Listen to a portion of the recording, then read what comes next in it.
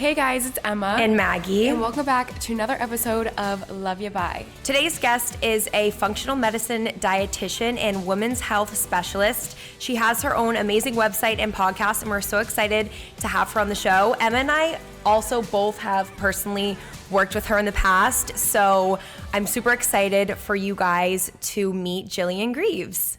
Thank you so much for having me. I'm so excited to be here with you guys today. Thank you. We're so excited. We have so much to talk about with Jillian and so many questions for her that you guys all sent in. But first, we're going to start off with our Peek in the Pit of the Week. And this is our weekly tradition where we share the highest and lowest moments that happened to us this week. Emma, do you want to start off? Sure. Okay. My peak this week was probably, I feel like I had a really good weekend. I didn't really do much. I feel like this last weekend I was just very relaxed. Chill, relaxed. It was nice. I like having relaxing weekends because there's during the weekend you don't obviously work. So I shut my work off and just completely just relaxed, which was nice to do. And then I don't think I have a pit. That's okay. Other than it's a little bit chilly today, and last week it was 80 degrees, so that's a little bit weird, but it's okay. Other than that, everything's great. Good. Jillian, you can go next. So my peak of the week was me and my husband were in sunny Charleston, South Carolina, where we actually just bought a home, which is really exciting. Oh my God, congratulations. Thank you. So yeah, that's a big peak, and we were down there on the beach, and that was really, really nice to have a little change of scenery. And the pit of my week is that I am packing up my apartment as we're getting ready to move, and I think moving and packing in general is just a pit. Yeah, I feel like it's very stressful and overwhelming, but then it's once you're done, it just feels so good. A weight is lifted off. Yeah, and it's a good time to purge and get organized, so that part will feel good. Yeah. My peak this week, I think, is that I have just been feeling a lot more organized with the spring. Hopefully it's coming soon. We had nice weather last week, but I feel like I just got super organized, and I started cleaning out my closet and my drawers and just getting rid of things. And I really feel like when you feel called to get rid of stuff, it's you're letting go of old energy and making room for new things to come in your life. So I feel like that has felt really good. And then my pit would probably be that I just have been feeling so tired, and I think it all has to do with the weather, because I felt so motivated last week and I had so much energy because it was so sunny and warm, and now it's gray and cold again. So I just felt really tired this week so far. But other than that, everything's good.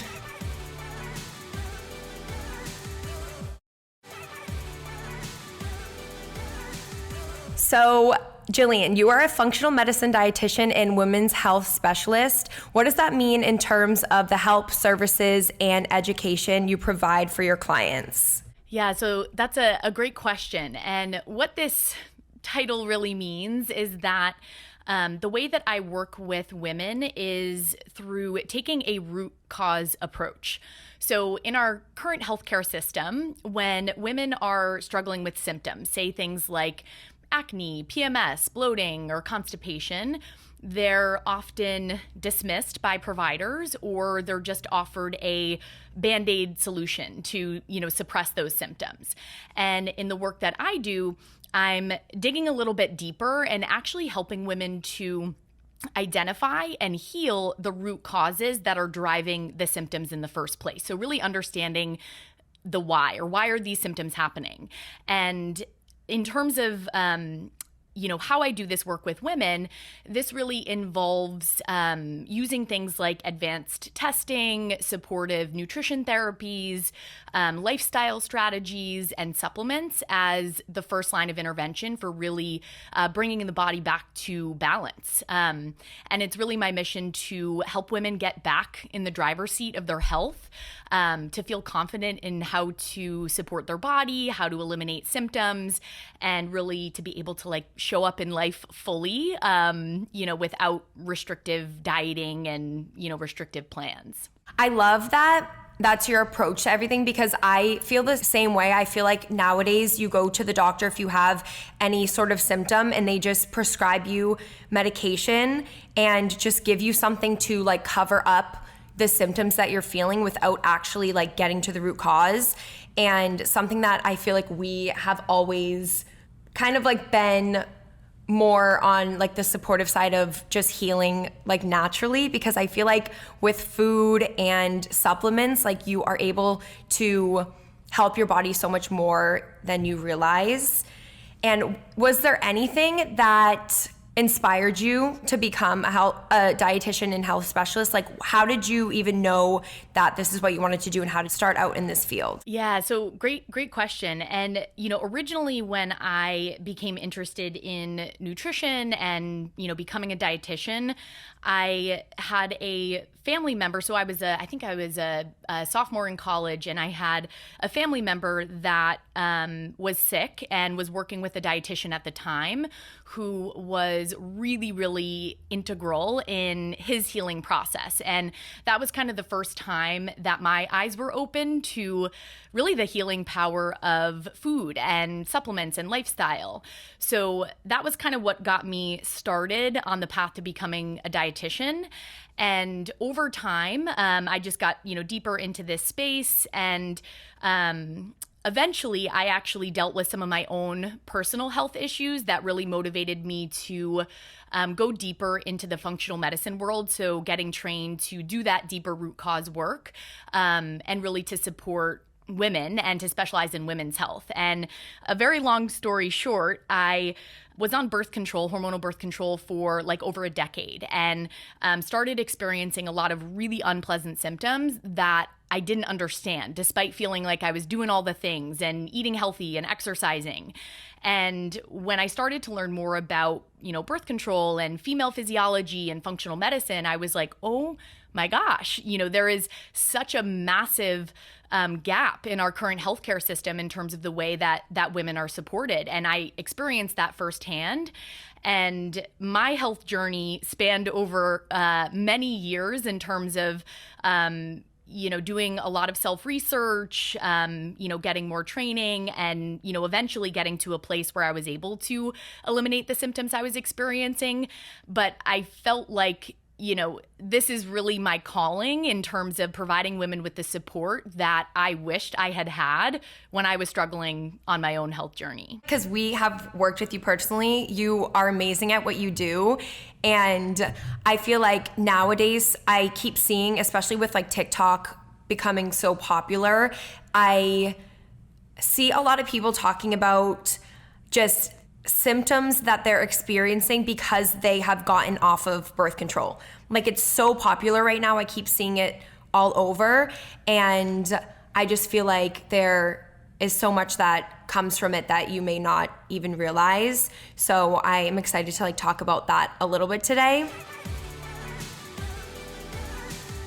Hi guys, we hope you've been enjoying our podcast. So I know we've talked about our health on the podcast before, both physical and mental. But did you guys know that the key to a healthy mind and healthy body actually starts in the gut? We are huge fans of Ritual's new product called Symbiotic Plus, a clinically studied pre, pro, and postbiotic specifically made to support a healthy and balanced gut microbiome. There's nothing worse than feeling bloated for no reason when you're already out with your friends, fully dressed up, and suddenly your stomach starts hurting and you just want to go home and change into sweats. That feeling is exactly why Ritual created Symbiotic Plus. We love this product because it's a 3-in-1 daily capsule that provides immune and bloat support while boosting gut barrier function. So if you're like me, it's kind of annoying to have to take a handful of pills, but I love Symbiotic Plus because it's just one capsule that I can take morning or night, and it's packed with tons of amazing clinically proven ingredients to support my gut health. There's no refrigeration needed, so it's super easy to take while you're traveling. Plus, it's designed to go directly into your colon, not your stomach, which is actually the place for probiotics to grow and thrive. Symbiotic Plus and Ritual are here to celebrate, not hide your insides. There's no more shame in your gut game. That's why Ritual is offering my listeners 10% off during your first 3 months. Visit ritual.com/loveyoubuy to start Ritual or add Symbiotic Plus to your subscription today. You primarily specialize in supporting women with PCOS, hormone imbalances, and like digestive health. And could you go into detail about just like what those things all like mean? Because I feel like it's thrown around so much, like how to heal your gut and how to heal your hormone imbalances and PCOS, but it's like, what do those actually mean? That's such a great question. And, hormones and gut health are so important, and they're definitely having a moment right now. And everyone's kind of, talking about them on social media, which I think is a double-edged sword in that, I love that these things are getting attention, but there's a lot of misinformation out there.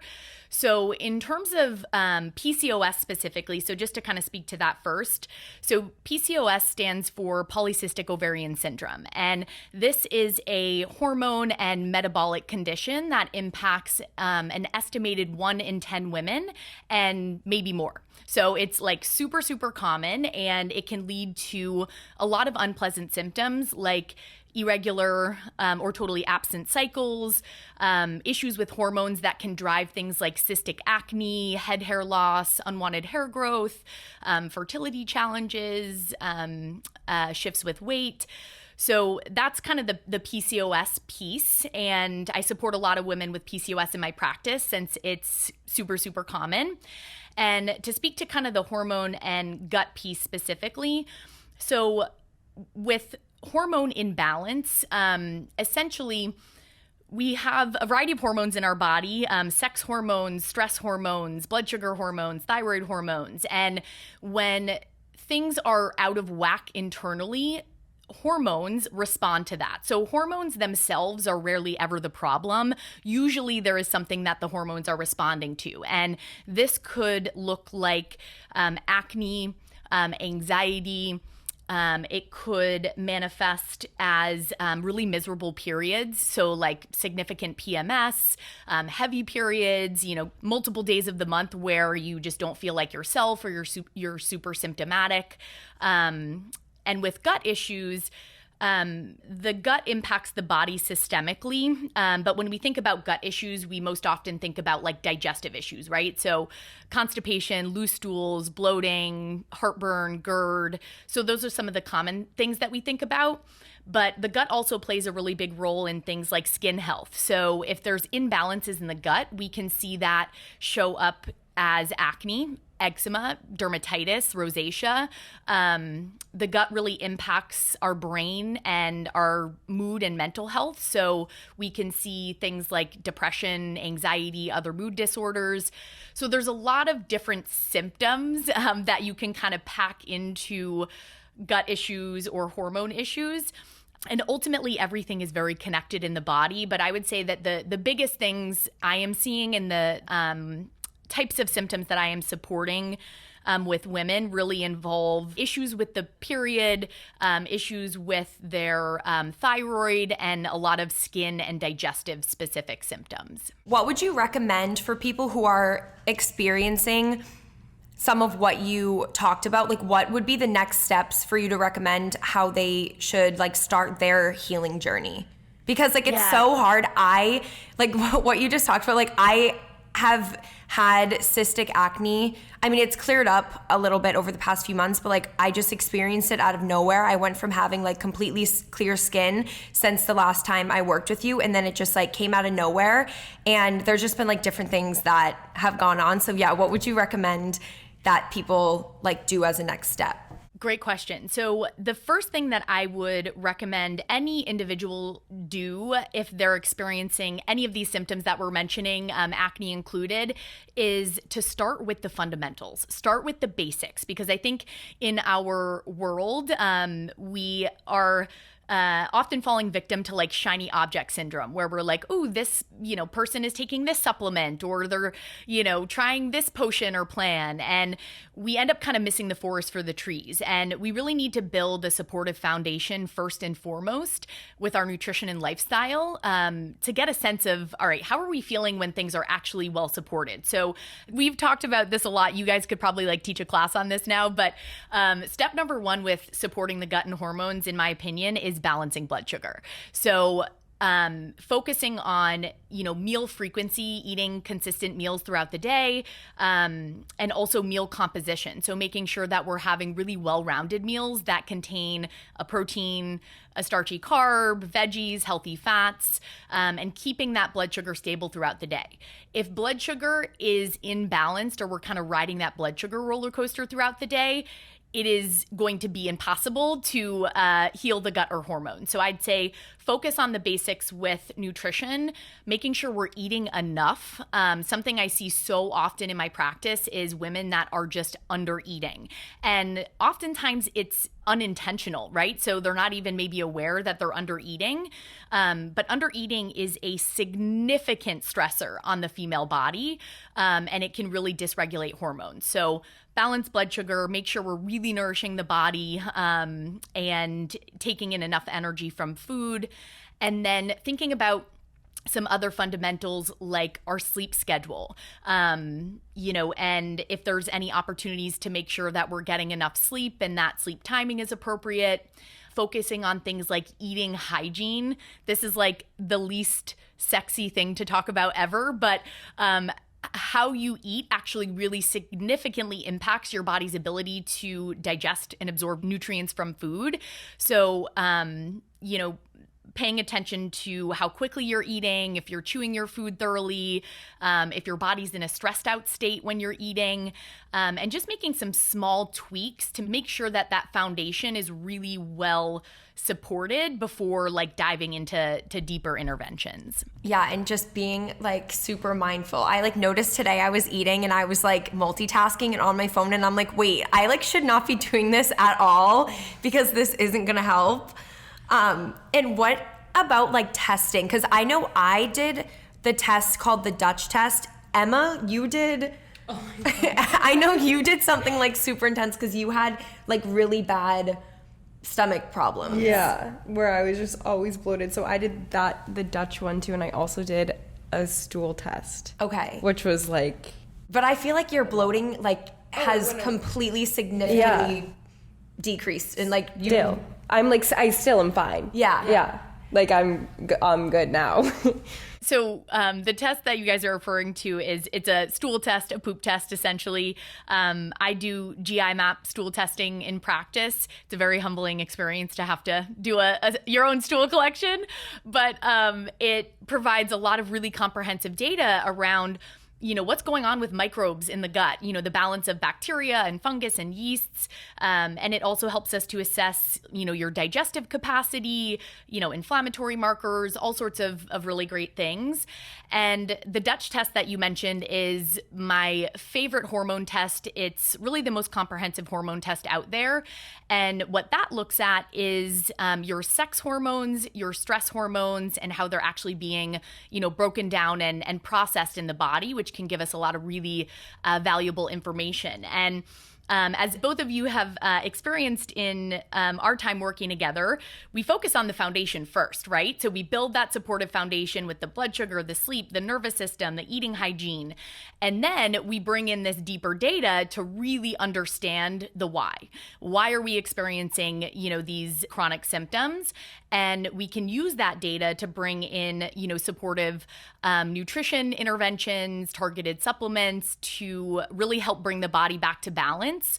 And it's very effective, especially when you have that solid foundation in place. Yeah, it is. We were just talking about it earlier. Like, I remember I used to have to take so many different supplements. Like, we had these little containers when we would travel, and it would be like 8 different vitamins. Yeah. I mean, you had so many drinks that you had to drink. I had to drink like this like little mix that was brown every morning, and it tasted like so weird. I just feel like it really like truly helps so much to know exactly what is wrong and exactly what you need to take, instead of just like going online and hearing people say, oh, well, I have this symptom and this is what I do for that and this is what I take. It's like there's so much information that it's like nice to narrow it down and like really focus on what your body needs. I always tell clients that it reduces a ton of stress, and it's so validating to get that clarity, to understand the why, and to not just be, guessing and, trying random interventions, hoping that something works. And it saves a lot of time, ultimately, in terms of having a clear plan.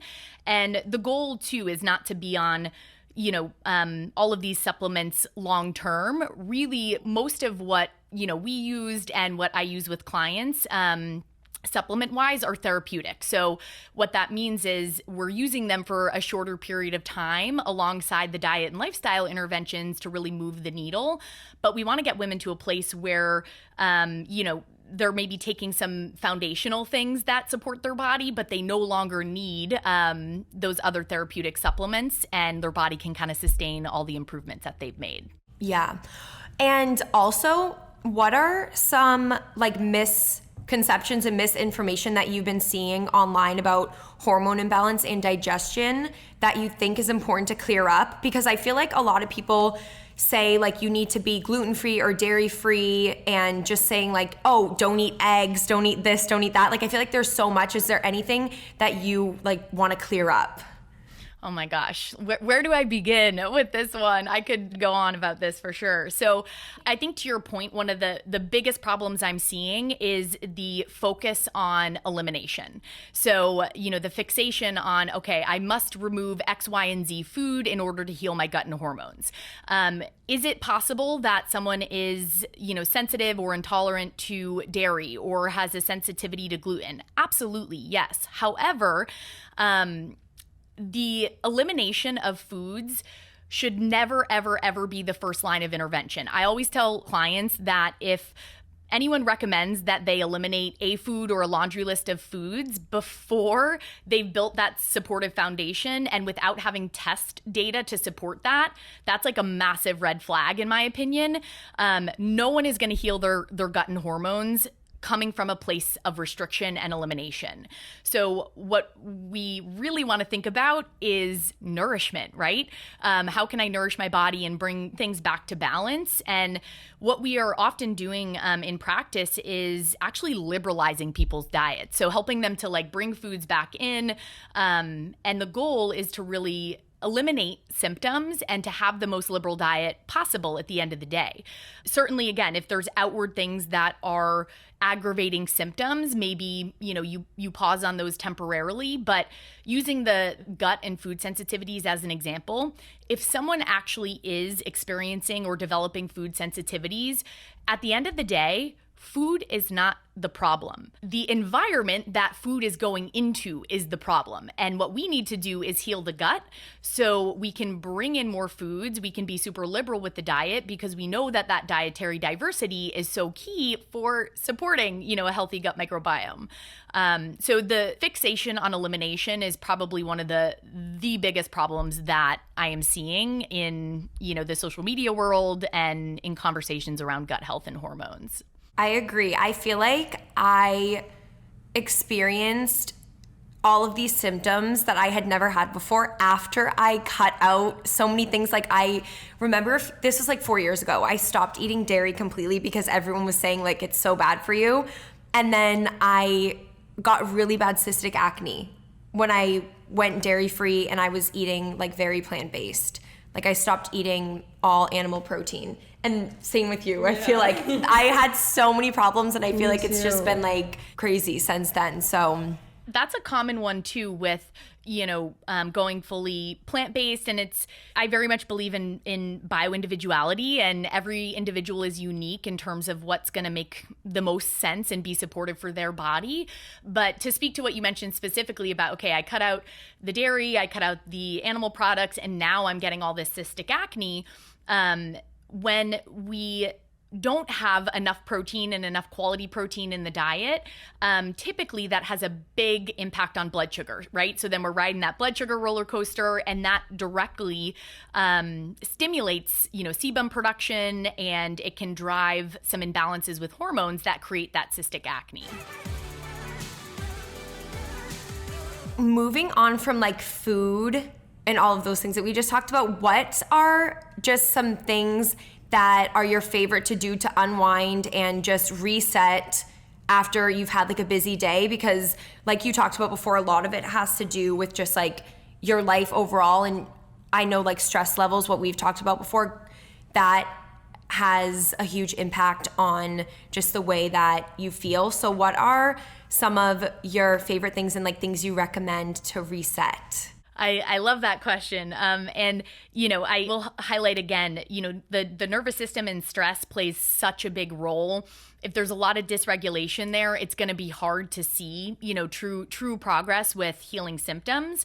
And for all of us just in the world that we live in, nervous system support, stress management is very much an ongoing process. So for me personally, I really like to kind of focus on the bookends. So like how I start and how I finish my day, which really has an impact on the nervous system.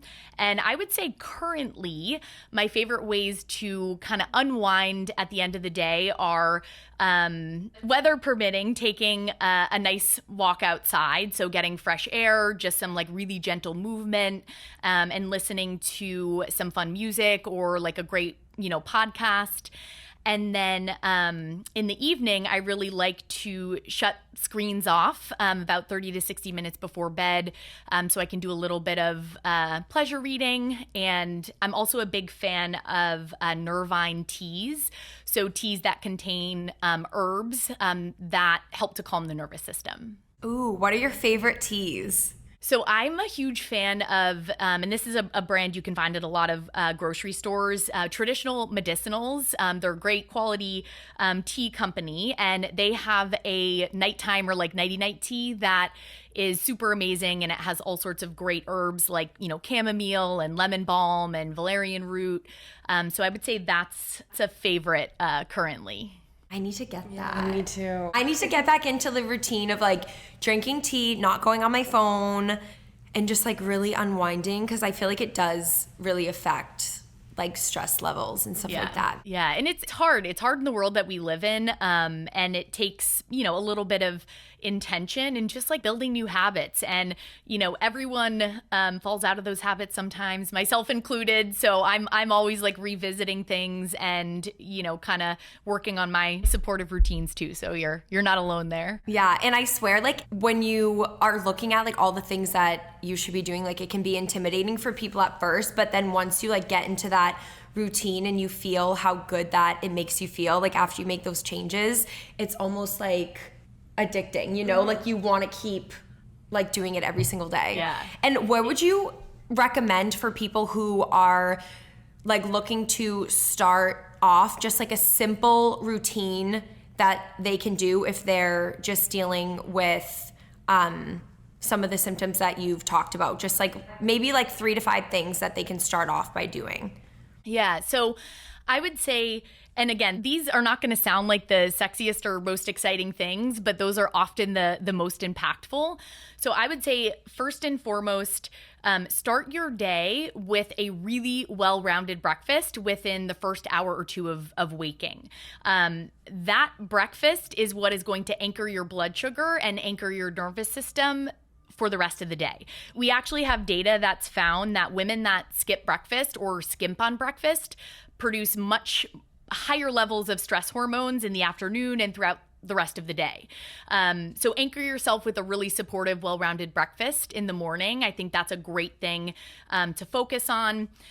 Something else that I think can be really powerful is, and this is kind of a habit stacking situation, is before meals, maybe just take a minute to pause, check in with your body, and consider taking a couple really slow, deep belly breaths. So this is an opportunity to kind of get the body into a more relaxed state, or to activate that kind of rest and digest branch of the nervous system. So it's kind of like a little stress outlet for the body, and then it also helps to improve how you're going to, digest that meal, which is really nice.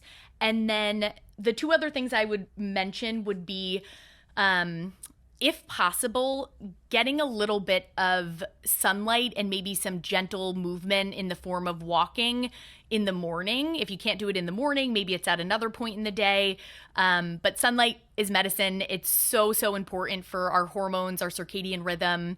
So that's an important one. And then lastly, protecting phone-free time for yourself, especially at the end of the day, so we can, really kind of calm down that nervous system. And you don't have to do all those at once. I would choose one that feels relevant for you and just start to explore and experiment with what feels good and create a habit around that before moving on to the next habit. I swear the sunlight in the morning really does change your life.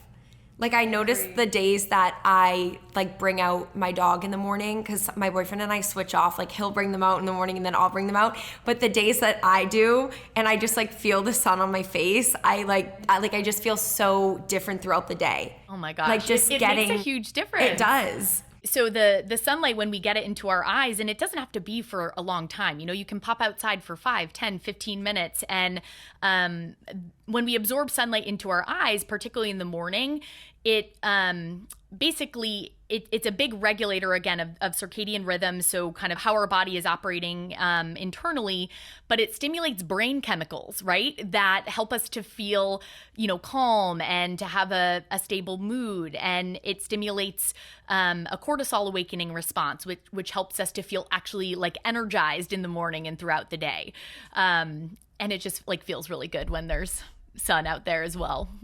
I feel like you're going to be getting so much of it when you're down south. I'm very excited for that. That was the big driver. More sun year round. Mm-hmm. The quality of life, it just is so different.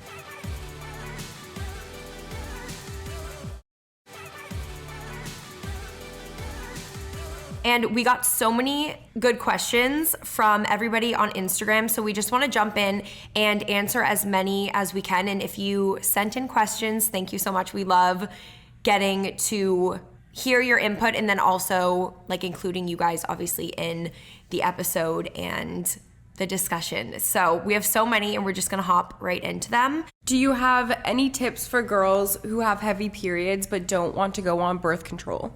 Yeah, so heavy periods are often related to issues with estrogen. So when we have too much estrogen or issues processing estrogen, we can end up getting a lot of thickening of the uterine lining, which leads to heavier bleeds. And really here, I would start with the fundamentals that I mentioned. I won't, review them again, but, getting blood sugar to a great place and all of those things. From there, it may be helpful to explore some deeper testing, like I mentioned with the Dutch testing, to get a sense of kind of what's going on for you. But some outward things you could explore if you didn't have access to testing would be, increasing and diversifying fiber intake. So fiber actually helps to bind, and eliminate estrogen in a healthy way. Other things like bringing in more cruciferous vegetables. So vegetables like broccoli, cauliflower, kale, bok choy, radishes, arugula. These cruciferous vegetables contain specific compounds that actually help to support and promote healthy estrogen metabolism. Ground flaxseed can be another great one that can help with balancing estrogen levels. And then I think those would be the big ones I might start with. I guess the one other thing I would mention is maybe taking a peek at endocrine disrupting chemicals in your environment. So just kind of your exposure to plastics and synthetic fragrance and things like that, which can interfere with estrogen in the body. Yeah, and I feel like I also I switched out all of my cleaning products to Branch Basics, because I have heard so much about just even the things that you use in your house, they can just affect it so much. I love Branch Basics. They're one of the cleanest, cleaning product out there, and they're just a great company. So I really like what they do, and they're actually effective in terms of helping clean. And next question, what are your favorite go-to healthy recipes? And then in addition to that, what is the best way to balance sweets in your diet?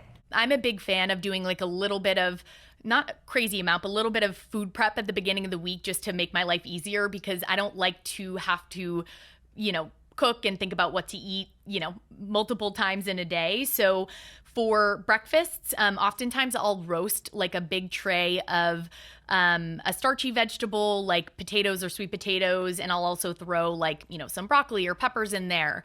And then I'll just reheat that in the morning, and I'll cook up a couple eggs and throw in some avocado. So then I have protein, fat, healthy starchy carb. For lunches, I typically like to batch prep lunches. Most of the winter, I take advantage of soup season, and I'll prep like a big pot of chili or like a lentil veggie soup, and just kind of heat that up. And then for dinners, typically I'm trying to think of what we've been doing recently. I'll tell you what I ate last night as an example. I did some brown rice pasta with ground beef, zucchini, and mushrooms. So just was able to throw everything in the pan with like the ground beef and veggies, and then, pasta. And I used some Rayo's red sauce, and it was delicious. Yum, I'm going to copy that. So good.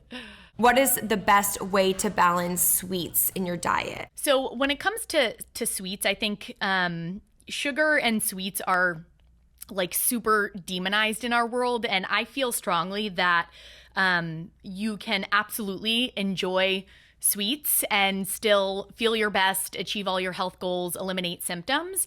If you're someone that is experiencing a lot of sugar cravings, so like intense sugar cravings, that is usually a sign of blood sugar instability, that, like we've been talking about, or under eating. I'll see that manifest as strong sugar cravings often. And when the body's well supported, blood sugar is balanced, that gives us a little more clarity around being able to like choose sweets when we actually want them versus having it be like, coming from the imbalanced blood sugar or under eating. And what I recommend there is just bringing some intention and mindfulness to enjoying sweets. So if you're going to enjoy something sweet, choose something you really like.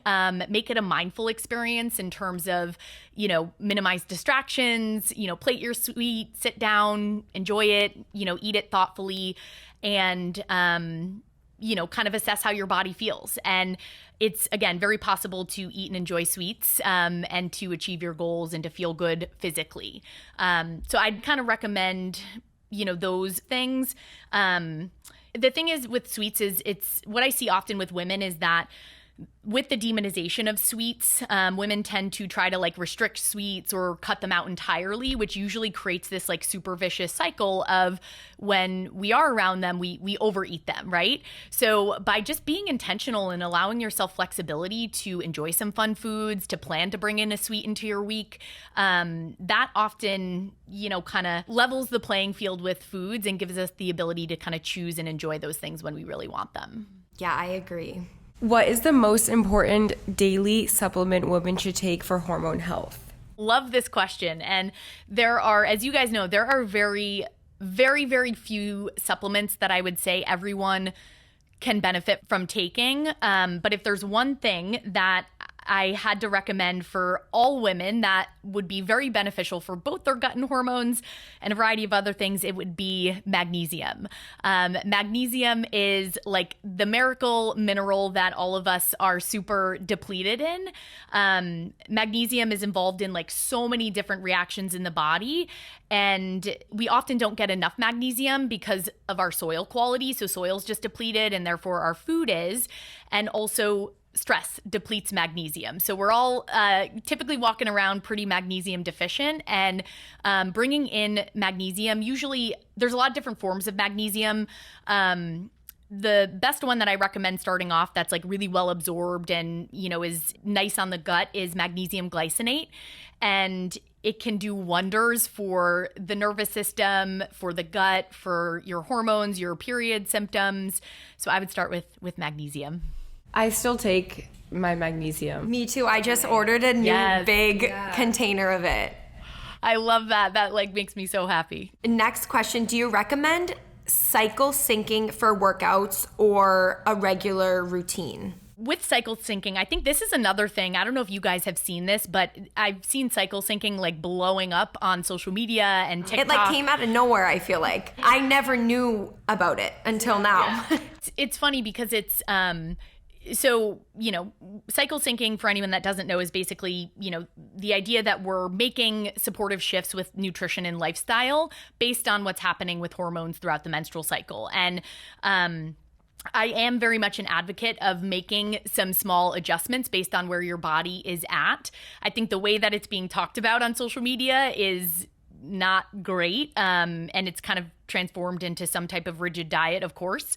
But in terms of making adjustments with exercise throughout the menstrual cycle, I am definitely an advocate of this. And this might look a little bit different for everyone, but in general, in the first part of our cycle, so like the first 2 weeks, after we have our period, before we ovulate, this is a time where the body is in a place that, if it feels good for you, it can be healthy and supportive, if you wanted to engage in, more strenuous workouts, like, lifting or HIIT training or things like that.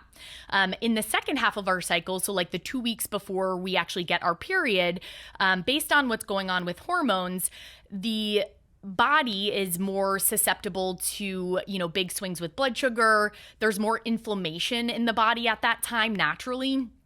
So like our recovery isn't as great, and there's all sorts of things going on with hormones. So typically in the week or two before your period, that's a great time to explore just lower impact movement, cortisol friendly movement, things that are lighter, like, walking, Pilates, yoga, bar.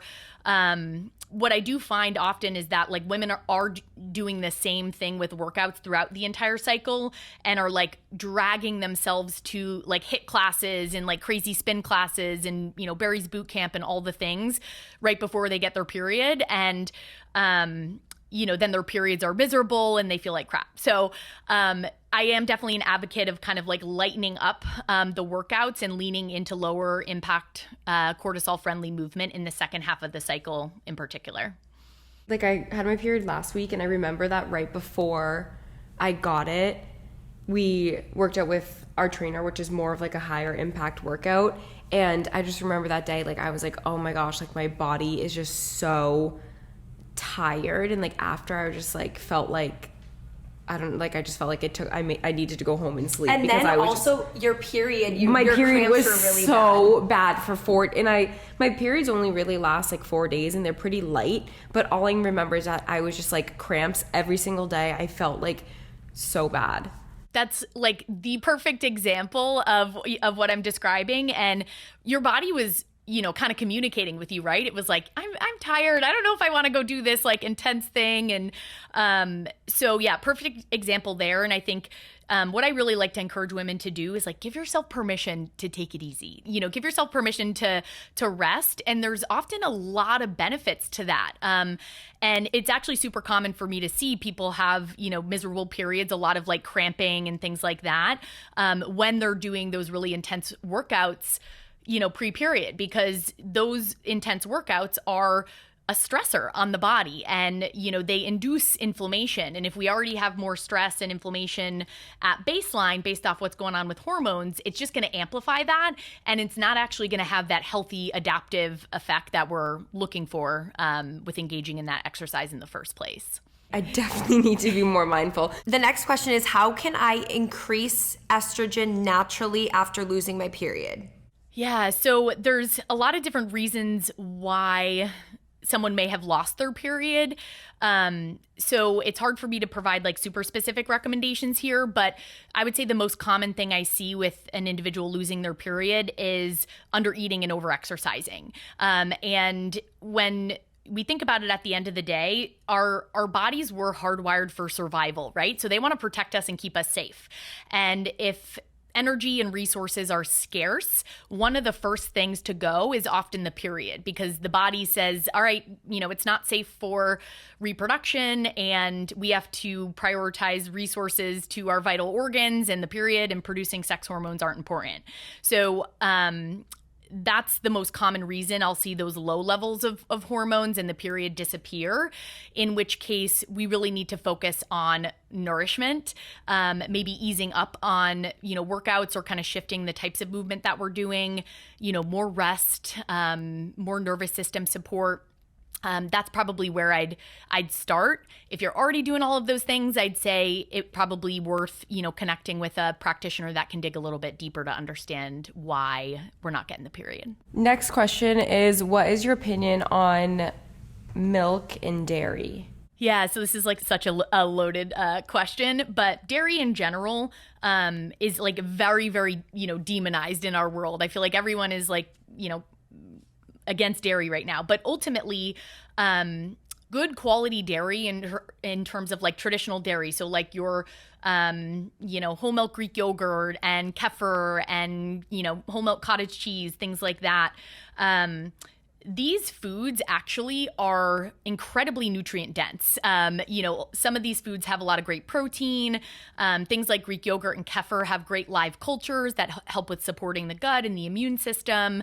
So our kind of whole good quality dairy products can actually be very beneficial. And across the board, data has really found that in terms of things like inflammation, that dairy either has like a neutral or a beneficial impact on these things.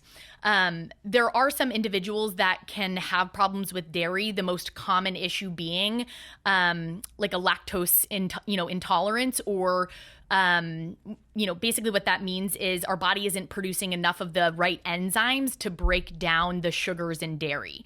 So as we get older, we naturally kind of produce less of those enzymes. But if we have gut issues, that can happen at any time. So some people can have problems with dairy, but if you do tolerate dairy, choose good quality dairy in sort of its whole or minimally processed form. And that can actually be a really nutritious part of the diet. So it's kind of like an it depends situation where some individuals can have some problems. Certainly if you have a dairy allergy, we cannot consume dairy. But for most women that I work with, that are avoiding dairy when we start working together, usually at the end of the day, we're able to liberalize their diet and give them the ability to bring in some good quality dairy products and to enjoy those without symptoms. What are some good quality dairy brands that you recommend? Yeah, great question. So I really like, in terms of some big brands that are found in a lot of grocery stores, I really like the Maple Hill Creamery. It's organic grass-fed dairy products. So they have like great yogurts and milk. For cottage cheese, I really like the Good Culture brand. That's a great brand. So ultimately, quality is what we want to look for. I would say those are two common ones. The kind of gold standard for dairy products is, organic and grass-fed. So when the animals are grass-fed, it, brings more nutrients into the dairy products. If you don't have access to the grass-fed, looking for an organic product is, the next best step. If you don't have access to that, or that's not in your budget, that's okay too. And trying to look for things that don't have a lot of additives. So like, added excess sugars or, added fillers, gums, things like that. And looking for things kind of in its most whole form. Yes, I agree. And next question, best treatment for acne scarring. So for acne scarring, if we no longer have, acne, and we've kind of supported that root cause that was driving the acne, the scarring may be actually more of a topical situation where you may want to meet with an esthetician to kind of work on some of that scarring. Certainly, the basics I've described with the diet in terms of like blood sugar, and bringing in like more antioxidant rich foods can be helpful for, supporting some of that. But if it's just the scarring, it may need to be a combination of supporting the body with diet, lots of antioxidants, and then meeting with an esthetician that can support the topical stuff. That's what I need to do. Next question is, what treatment advice would you give for someone with endometriosis? Great question. So with endometriosis is talked about often as just kind of like a hormonal condition, but it really involves the immune system, the gut. And first and foremost, honestly, I would really start with those fundamentals that I described for balancing the gut and hormones. with endometriosis in particular, we also know that the endocrine disruptors, so the things in our environment that can interfere with estrogen in the body, can, drive the progression of things. So starting to maybe do an audit there. But really, I would say focus on the foundation, and then bringing in specific foods as well, like your estrogen supportive foods that I mentioned before: flaxseed, cruciferous vegetables, fibers, antioxidants. I would start there, and then I would definitely recommend working with a practitioner to dive deeper into understanding your endodynamic and what's driving symptoms for you there. We work with a ton of women that have endometriosis in our practice, and have a lot of success with getting them to a great place, giving them the ability to transition off of birth control if that's something they're looking to do. I hope that answers the question. That's great. And our last question is, what are your thoughts on birth control for women with PCOS or other hormonal imbalances? Yeah, so first and foremost, I want to mention across the board that I am never anti-medication, and I am not anti-birth control by any means. And I very, very much respect every individual's autonomy to make a decision around medication and birth control specifically that feels like really good for them. So if we're working with a woman on birth control, off birth control, we will support you with whatever you decide. But the big issue that I have is, one, the lack of informed consent when it comes to birth control, in terms of women just not being given all of the information, understanding the implications and potential side effects, understanding all the options out there. So that's one issue I have. And then, the other issue is that, birth control is really kind of being used as like a treatment for every health ailment that comes up for women, particularly when it comes to hormones in the period. And the way that particularly the oral contraceptive birth control works is that it shuts off your body's own hormones, right? So it shuts them down, shuts them off. So it really puts a Band-Aid on things or suppresses things. So if you're going on birth control for acne or the miserable periods or the lack of a period, if we're not understanding and addressing those root causes, when we come off of the birth control, those same things are likely going to pop up and, come back often with vengeance. So, it's kind of being given out to women, and women are being told hey, your only option is birth control. And that's just not true. We work with so many women that, often don't want to be on birth control anymore. And, we're able to help them transition off and actually eliminate symptoms and to not need that. So my thought is really, or my, kind of goal is really to just give women all of the information and to let them know that birth control isn't the only option. And there's a lot of other tools, that we have in our toolkit for supporting women. Yeah, I dealt with that a long time ago when I first was on birth control. I was on it for 7 years, and I had a symptom completely unrelated. I was really young, and they just gave me birth control to try to help that. And I think that in the end, once I got off of it years later, I'm now dealing with the symptoms coming back, but way worse.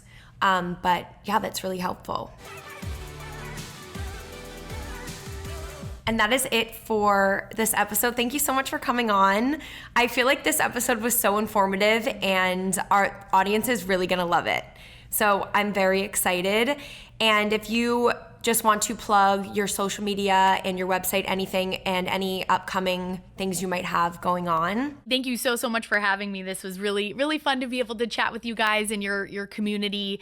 And in terms of where people can find me, I have a website, jilliangreaves.com, where you can learn all about